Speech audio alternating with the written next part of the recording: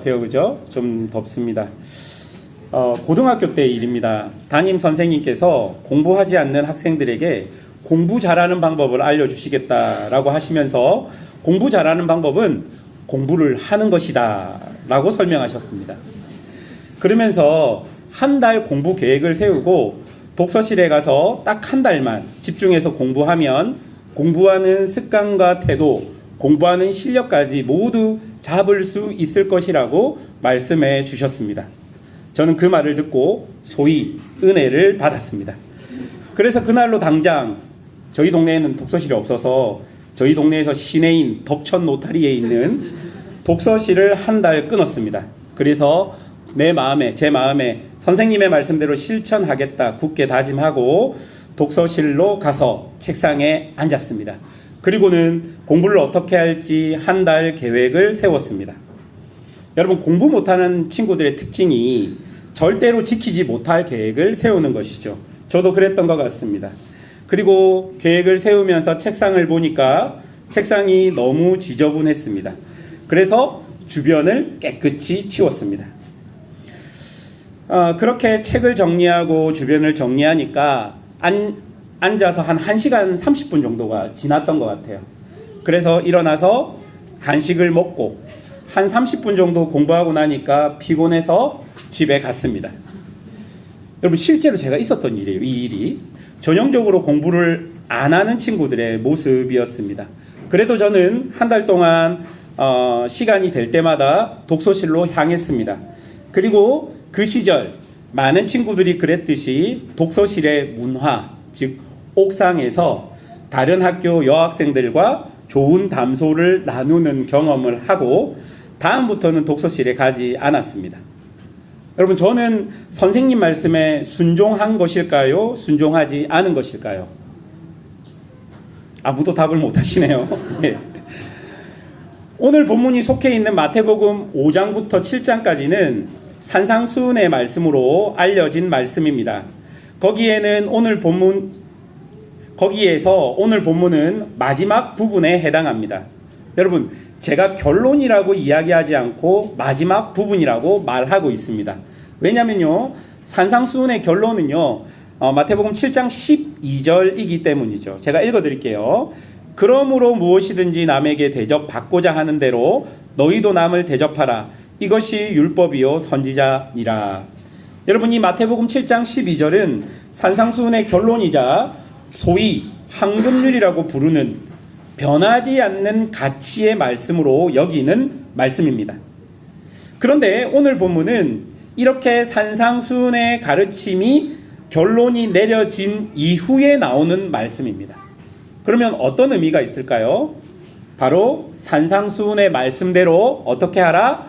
행하라 라는 의미를 가진 말씀입니다. 여러분, 오늘 본문을 살펴보면 행하다 라는 의미를 가진 동사들을 좀 추려보았습니다. 보면 13절에 들어가다를 시작으로 17절, 18절, 19절에 열매를 맺다와 맺지 않다, 21절과 22절, 24절, 26절에도 행하다, 행하지 않다 라는 의미들, 그러니까 행함을 나타내는 동사들이 굉장히 많이 사용되는 것을 우리가 알 수 있죠. 다시 말해서 오늘 본문은 예수님께서 산상수훈의 아주 중요한 가르침을 주시고 거기 모인 사람들에게 이 말씀을 듣고 난 이후에 너희가 들은 대로 올바르게 행하라 라고 명령해 주시는 말씀인 것입니다. 첫 번째로 우리가 살펴볼 것은 좁은 문입니다. 예수님께서 산상수훈의 결론을 맺고 난 바로 다음 말씀에 뭐라고 말씀하시냐면 좁은 문으로 들어가라 라고 말씀하십니다. 이 문장을 원어로 제가 살펴보니까 구조가 명령형으로 이루어져 있습니다. 그리고 이 문장이 원어로는 독특한 시제를 사용해서 지금 당장 결정하고 결단하라 라는 의미가 포함되어 있습니다. 그러니까 원어의 의미를 살려서 번역하자면 지금 당장 좁은 문으로 들어가라 라고 명령하고 있는 문장인 것이죠. 여러분이 여기서 말하는 좁은 문은 무엇일까요? 바로 앞에서 예수님께서 이야기하셨던 산상수훈의 말씀일 것입니다. 여러분, 이 산상수훈의 말씀이 좁은 문이라면 이 말씀을 지키는 것이 어떻다는 것이죠? 14절에 나오는 것처럼 길이 협착하고 찾는 자가 적을 수밖에 없는 어려움과 힘듦이 있다는 것을 본문이 우리에게 알려주고 있습니다. 사랑하는 여러분, 이처럼 말씀을 지켜 말씀을 따르는 삶은 결코 만만하지 않은 삶인 것을 본문이 우리에게 보여줍니다. 하지만 본문은 우리에게 그럼에도 불구하고 좁은 문으로 들어가라 라고 이야기하면서 그 이유를 우리에게 분명하게 이야기하는데요. 무엇이죠? 생명으로 인도하는 것이기 때문이라고 말하고 있는 것이죠. 이것은 우리에게 그렇게 행동할 수밖에 없는 가장 강력한 이유를 말해줍니다. 이 길이 아무리 좁고 힘들고 귀찮고 어려워도 우리는 이미 이 길 끝에 생명이 있다는 것을 알기 때문에 이 길로 안 갈 수 없다는 것입니다. 무슨 다른 이유가 필요하겠습니까? 이미 우리는 그 길 끝에 생명이 있다는 것을 알아버린 사람이지 않겠습니까? 그러니 사단이 어떻게 합니까? 계속 우리에게 그 길 끝에 생명이 있다는 사실을 생각나지 않게 만드는 것이죠. 그리고 계속 의심하게 만드는 것입니다. 여러분, 예전에 어떤 선교사님의 카카오톡 프로필에 나오는 문장이 어떤 문장이었냐면 이미 그가 계신 것을 알아버렸어 라는 것이었습니다. 또 어떤 목사님은 너무 바빠서 기도합니다 라는 책을 통해서 현대인의 분주한 삶 속에서 기도를 통해 잊지 말아야 할 것을 지켜야 한다라고 강조하셨습니다. 여러분은 어떠합니까? 혹시 잊어버리고 살아가고 있지는 않습니까? 아니면요, 의도적으로 모르는 척하고 살아가고 있는 것은 아니십니까? 이제 좁은 문으로 들어가라는 이 주님의 말씀에 단호하게 그리고 즉각적으로 결단해야 한다는 것입니다. 여러분, 우리는 이미 그 길 끝에 생명이 있다는 걸 알지요. 그 길이 아무리 좁은 문이고 좁은 길이라 할지라도 그 길 마지막에 생명이 있기 때문에 그 길로 들어갈 수 있고 그 문으로 들어갈 수 있고 그 길로 갈 수 있는 것입니다. 사단이 여러분을 향해 계속 잊어버리게 만들고 그리고 의도적으로 인정하지 않게 만들고 있지만 여러분, 주님께서는 단호하게 지금 당장 선택하고 결단하고 결정하라 우리에게 말씀해 주고 있는 것입니다. 두 번째로 우리가 살펴볼 것은 열매입니다. 여러분, 이렇게 결단하고 좁은 문으로 들어가서 좁은 길로 우리가 가고 있습니다. 이제 우리에게 중요한 것은 무엇일까요? 그 길을 계속 유지하는 것입니다. 그런데 사단이 계속해서 우리를 가만두지 않습니다. 어떻게든 우리를 이 길에서 빼내어서 소위 말하는 넓은 길로 가게 만드는 것이 사단의 사명입니다. 그래서 사단은 누구를 우리에게 보냅니까? 15절 처음에 보면 거짓 선지자들을 우리에게 보냅니다. 그래서 15절에 무엇이라고 경고하냐면 거짓 선지자들을 삼가라라고 경고하고 있는 것이죠.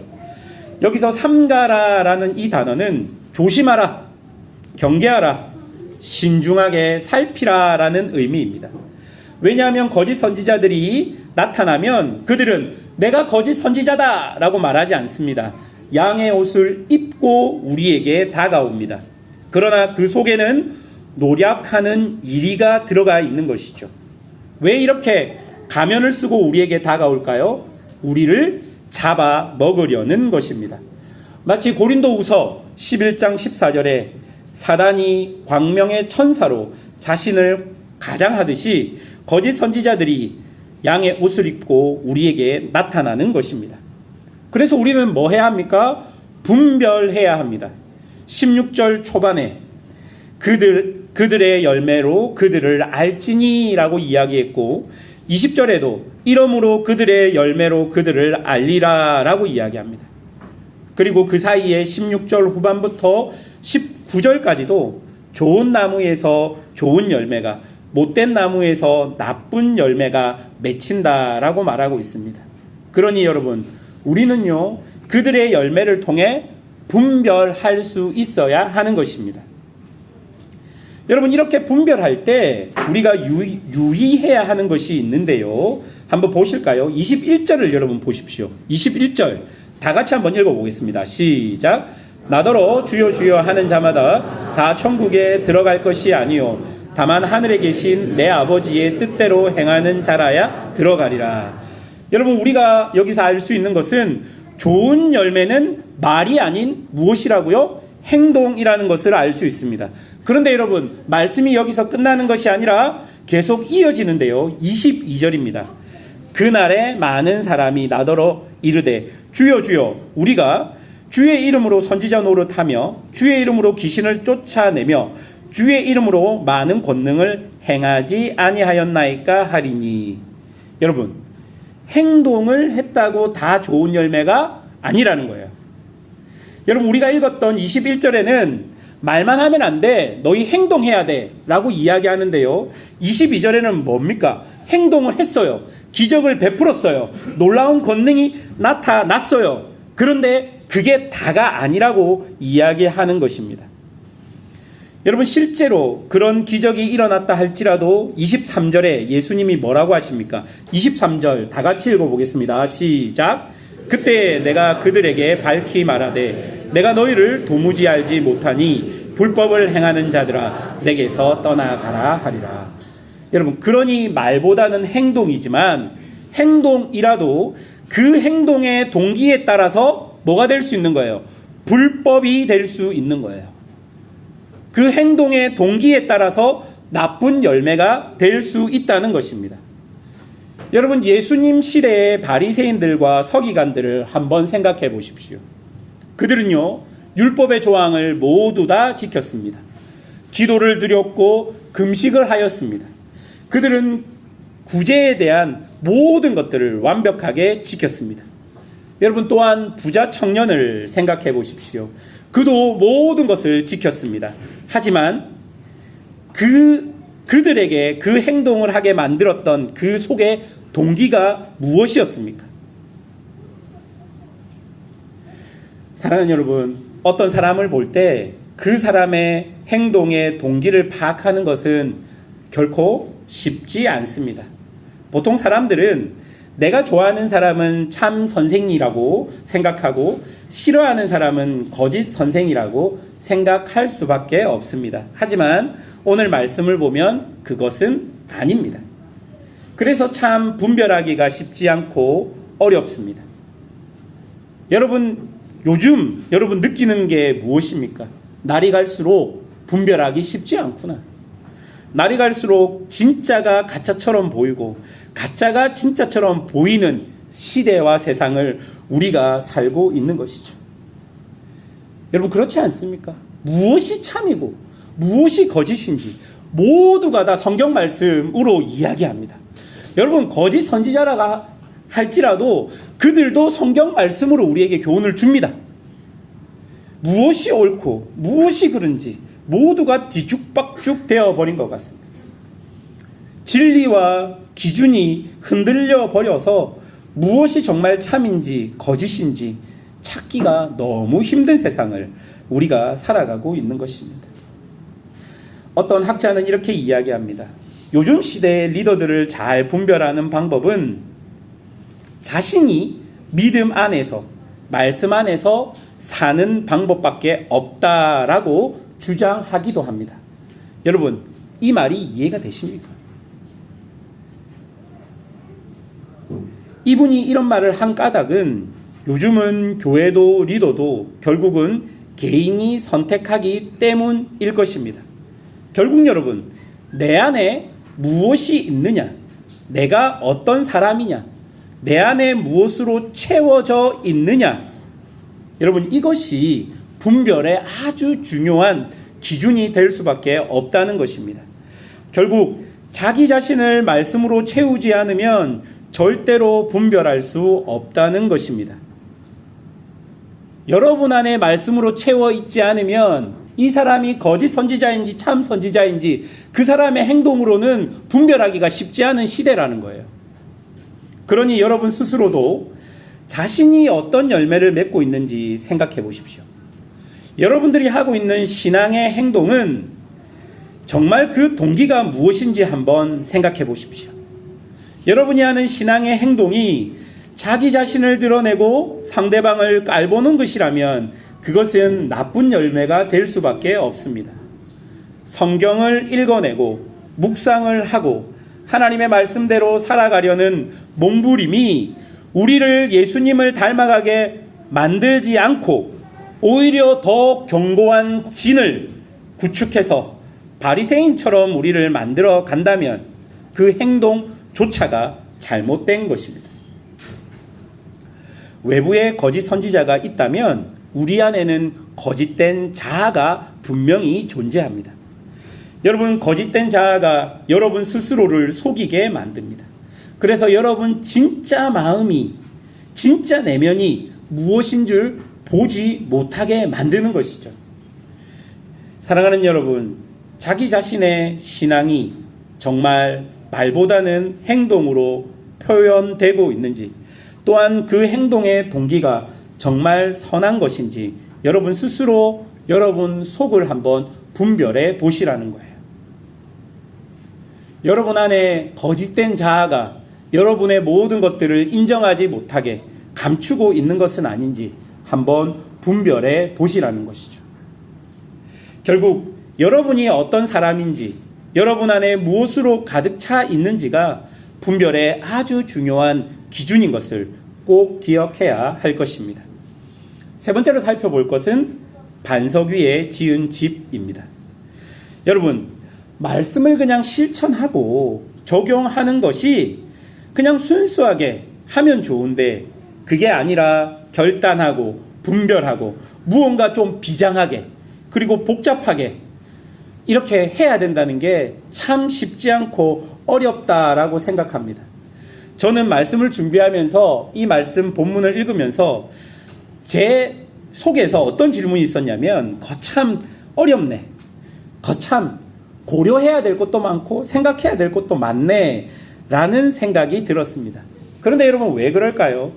바로 우리가 사는 세상 속에 악한 영적 세력들이 우리를 가만히 두고 있지 않기 때문입니다. 마태복음 10장 16절에 예수님이 이렇게 이야기합니다. 보라, 내가 너희를 보냄이 양을 이리 가운데 보냄과 같도다. 그러므로 너희는 뱀같이 지혜롭고 비둘기같이 순결하라. 여러분, 우리가 사는 이 세상은 절대로 아름다운 에덴 동산이 아닙니다. 그러니 우리에게 무엇이 필요합니까? 지혜가 필요합니다. 그러면서 이 세상을 담지 않을 순결함도 필요합니다. 그 지혜와 순결함이 어디서 나오겠습니까? 하나님의 말씀으로부터 나온다는 것을 꼭 기억해야 할 것입니다. 세 번째 비유를 한번 보십시오. 예수님은 반석 위에 그리고 모래 위에 지은 집을 대조시키고 있습니다. 그런데 여러분, 여기서 모래 위라고 기록되어 있는 이 단어는요, 그냥 우리가 흔히 생각하는 그냥 모래 위, 이게 아닙니다. 생각해 보십시오. 누가 집을 짓는데 모래 위에 집을 짓겠습니까? 그 시대에 아무도 그렇게 짓지 않습니다. 여러분, 이 모래 위라는 이 단어는 이스라엘 지역에 있는 와디라고 말하는 좀 특별한 지반의 형태를 이야기합니다. 이 와디라는 지반은요, 평소에는 물이 없는 마른 계곡입니다. 말라 있어요. 바짝 말라 있습니다. 그러니까 반석 위와 똑같은 모습을 가진 곳이죠. 그런데 비가 많이 오고 바람이 불면 어떻게 됩니까? 이 와디라는 지역에는 갑자기 물이 모여서 빠르게 급류가 형성된다고 합니다. 그리고 그 위에 있는 모든 것들을 무너뜨려 버린다라고 합니다. 그러니 우리가 평상시에는 무엇이 모래위인지 무엇이 반석인지를 잘 구분할 수 없다는 것입니다. 어떨 때 구분된다고요? 비가 오고 바람이 불어야 구분될 수 있다라는 것입니다. 여러분, 이 비유를 우리가 앞에 살펴보았던 말씀에 적용해 보자면요, 여러분이 지금 좁은 문으로 가고 있는지, 여러분이 지금 좋은 나무로 좋은 열매를 맺고 있는지 어떻게 확인할 수 있다는 것입니까? 인생에 비바람이 몰아쳐서 여러분의 신앙의 현실이 보여져야 알 수 있는 것입니다. 여러분 지금 목사님 저는 좁은 문으로 가고 있는 것 같아요. 목사님 저는 좋은 나무인 것 같아요. 제 열매를 보십시오. 평상시에는 표가 잘 안 납니다. 그런데 인생의 비바람이 불 때 여러분 우리의 현실이 보입니다. 어떤 성도가 어떤 목회자에게 와서 그렇게 물어보았대요.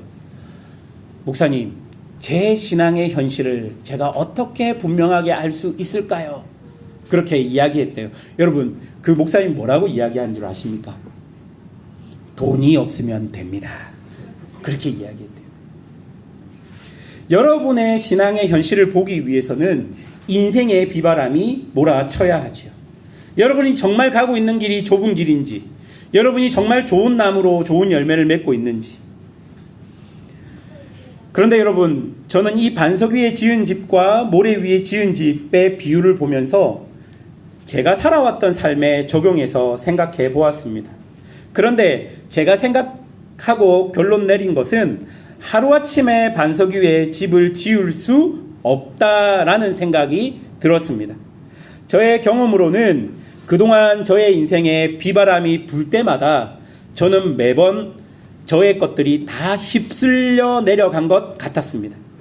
아무것도 남지 않는 것 같은 느낌을 많이 받았고 실제로 남은 것이 없었습니다.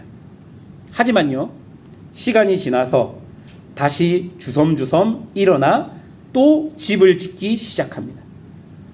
저번에 다 잃어봤기에 그것을 잘 염두에 두고 또 차근차근 지어보는 것이죠. 하나씩 하나씩. 저번에 보니까 여기부터 무너지더라. 거기를 좀 더 많이 이렇게 집을 지어보는 것이죠. 그리고 또 비바람이 붑니다. 그리고 또 무너집니다. 그리고 한동안 또 절망에 빠져 있다가 정신을 차리고 또 일어섭니다. 또 집을 짓습니다. 예전보다는 조금 더 견고하게 그렇게 집을 지어가죠. 그리고 또 비바람이 불고 또 무너집니다.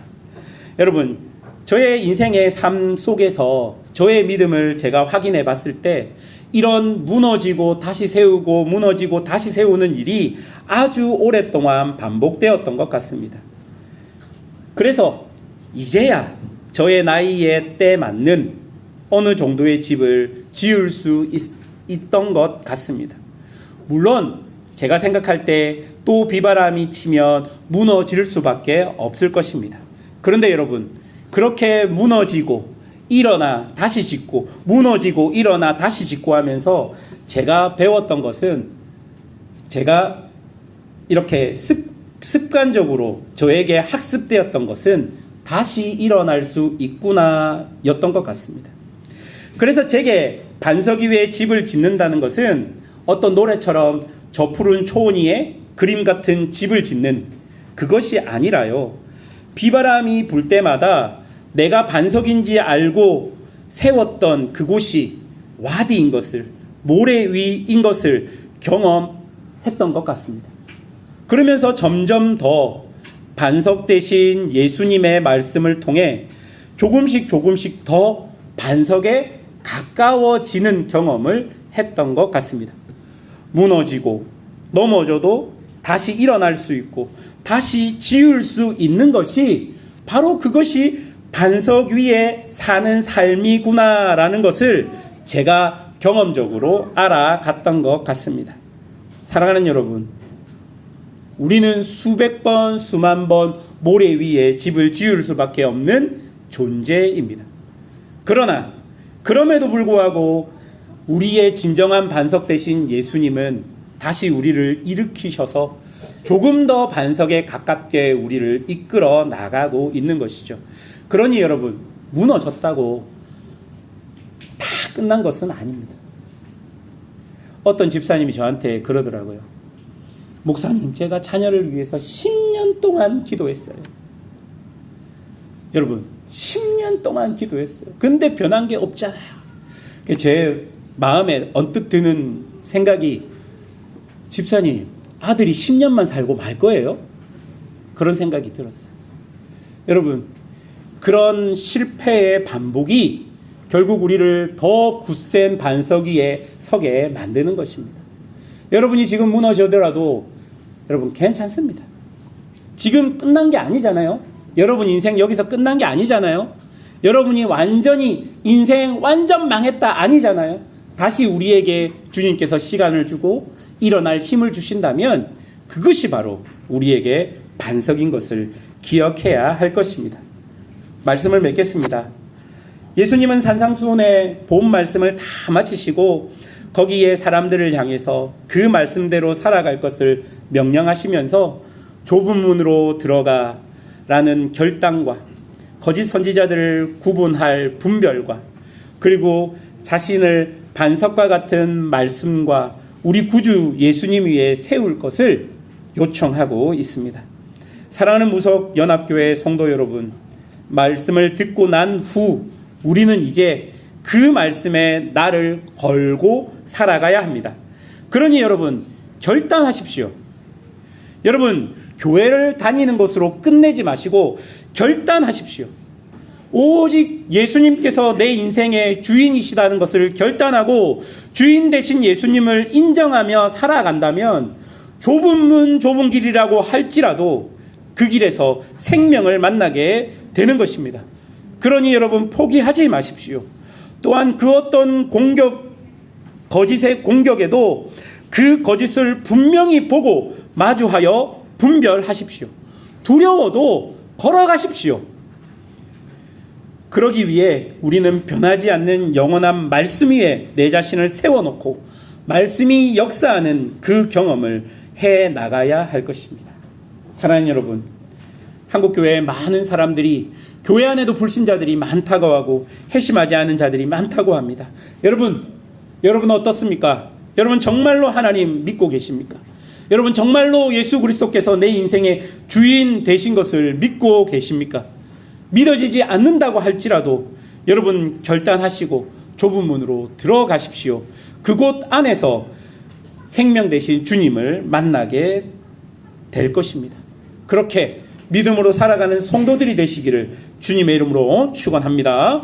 우리 함께 기도하겠습니다.